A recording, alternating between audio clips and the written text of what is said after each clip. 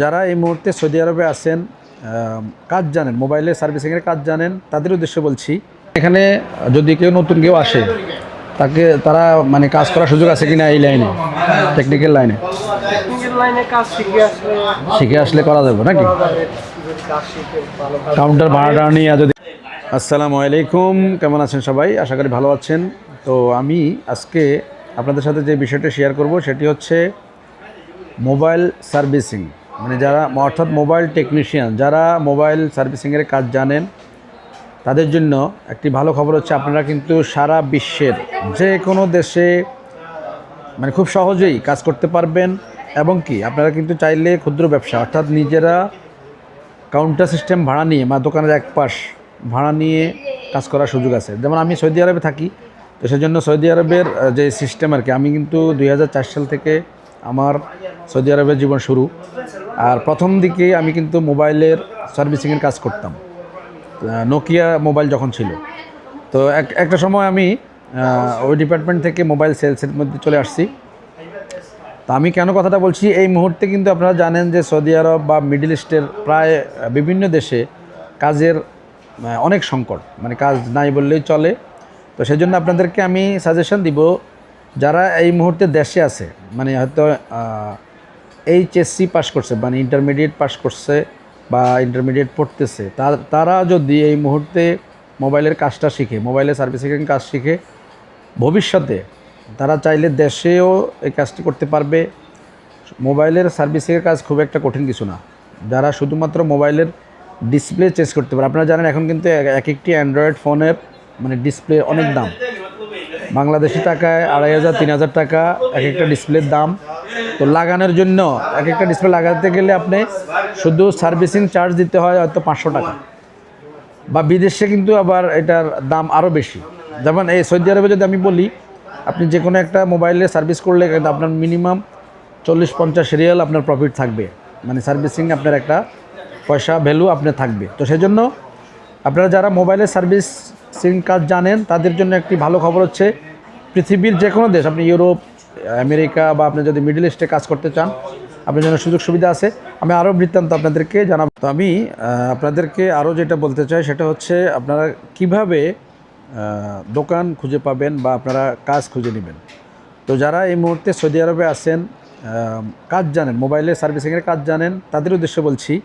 যারা রিয়াদে আছেন, তারা যদি চান, আপনারা আশেপাশে যদি মোবাইল মার্কেট থাকে, যেমন আপনি ওইদিকে যদি না থাকে, আমাদের এই পাশে যেমন বাথার আশেপাশে কিন্তু অনেকগুলো মোবাইল মার্কেট আছে। জামাল মার্কেট, তারপরে আমাদের যেমন আলরাজি সনি মার্কেট, আলরাজি 5 বিল্ডিংয়ের যে মার্কেটটা।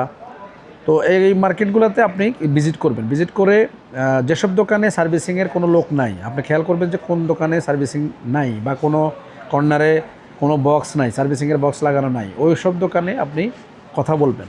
তবে সব দোকানে দেয় না, তবুও আপনি বিষয়গুলো নিয়ে আলোচনা করবেন। আর যদি পরিচিত লোক থাকে তাহলে তো আপনার জন্য সবচেয়ে বেস্ট। তো সেজন্য আপনি আলোচনা করলে আশা করি যে কোনো জায়গায় পেয়ে যাবেন এই ধরনের বক্স। যদি আপনি ভাড়া নিতে চান, ভাড়া নিতে পারবেন। আর যদি আপনি চাকরি করতে চান, সেক্ষেত্রে ওই দোকানের মালিকের সাথে আলাপ করলে যে আমি কাজ জানি, আমাকে একটা সুযোগ দেন, এই ধরনের বললে অনেক সময় অনেকে আপনাকে সুযোগ করে দেবে ইনশাআল্লাহ। তো আমি আপনাদের একজন সার্ভিস যে করে বর্তমানে, তার সাথে কথা বলে আপনাদেরকে আরও ডিটেলসে জানাবো, সাথে থাকুন। তো আমি এই মুহূর্তে আছি, এটা হচ্ছে আমাদের আলরাজি সনি মার্কেটের 3য় তলায়। এখানে আমার ভাই একজন আছে, সে সার্ভিস খুব ভালো মোবাইলের সার্ভিসের কাজ করে। আপনাদের যাদের সার্ভিস করার প্রয়োজন তারা আসতে পারেন এখানে। এই যে এখানে দোকানের নাম হচ্ছে KSA মোবাইল ফিক্স। এই যে KSA মোবাইল ফিক্স, আর এই দোকানের মালিক হচ্ছে আব্দুল মালিক।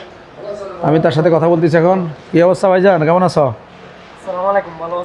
আচ্ছা, কাস্টমার আসলে অবশ্যই ডিসকাউন্ট দিতে হবে।